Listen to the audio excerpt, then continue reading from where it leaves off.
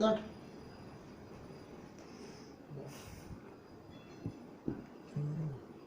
Good morning, dear students, dear new students. Today, just we are not going to take any class. Basically, we are making an introductory class. Introductory. So, just you have finished the class 10 board exam, and your result is yet to publish. So, in this hard time, don't waste time. Purchase any textbook through online if possible, of any school text or AC Bhama class 11 text. Now today in the introductory class, just I'll discuss about a topic which you studied in class 10 as well as more or less in class 9. You have some concept as well as idea. Now you know that physical quantities, which is measurable quantity. Now you have the idea about the scalars and vectors. Now if I ask you any question that what is a scalar, most of the students will tell that scalar is a physical quantity which has only magnitude, no direction. Apparently it is right. As well as if I ask you a definition of vector, you will define vector is a physical quantity which has magnitude as well as direction. It is also apparently right. Now you can ask me the question, sir, why it is apparently right? The class 9 or 10, we have gone through these definitions in our textbooks. I have not told that it is wrong. I have told it is apparently right. That means for any scalar to define in class 11,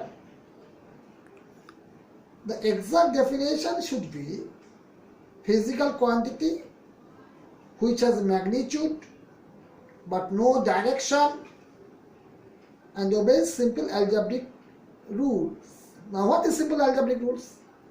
Simple addition, simple subtraction, simple multiplication, mind it, multiplication, not product, and simple division that you are learning from nursery. Now, what are the examples of scalars? Examples of scalars are suppose mass is a scalar, speed scalar, energy scalar, work scalar. So these quantities have only magnitude and no direction, and these quantities obey simple algebraic laws. Simple algebraic laws. In case of vector, if we define the physical quantity which has magnitude and direction and clearly which obeys vector algebraic rules. Now mind it, vector algebraic rules are absolutely different from algebraic rules. So in case of vector algebraic rules, vector addition, vector subtraction and vector product, not multiplication. Be careful. In scalar we will tell multiplication, but in vector we will tell product. Vector division is meaningless. We cannot divide a vector by another vector. Now, vector addition and vector subtraction and vector product, these rules are absolutely different from scalar algebraic rules. Now, vector product, it is of two types: scalar product or dot product, and vector product or cross product. Now interestingly, I am mentioning one thing, that you know there are two physical quantities, scalars and vectors. To be very honest, better we can tell there are three physical quantities: scalar, vector and tensor. T-E-N-S-O-R. The spelling is T-E-N-S-O-R, tensor. Now we can ask one question, that what is a tensor quantity? Tensor quantities are those which have magnitude and direction but obeys only, listen carefully, obeys only simple addition. Now we can ask me, what are the examples? Examples of tensors are moment of inertia, modulus of rigidity, that will teach you in the topic of elasticity later on. Pressure is also a tensor quantity. You might be confused that in some texts pressure is given as a scalar quantity. Honestly, it is a tensor quantity. In linear level, pressure is treated as a scalar quantity. Pressure is treated as a scalar quantity. But exactly pressure is a tensor quantity. Now what are the examples of vectors? Weight or force, velocity, displacement, momentum, linear momentum or angular momentum,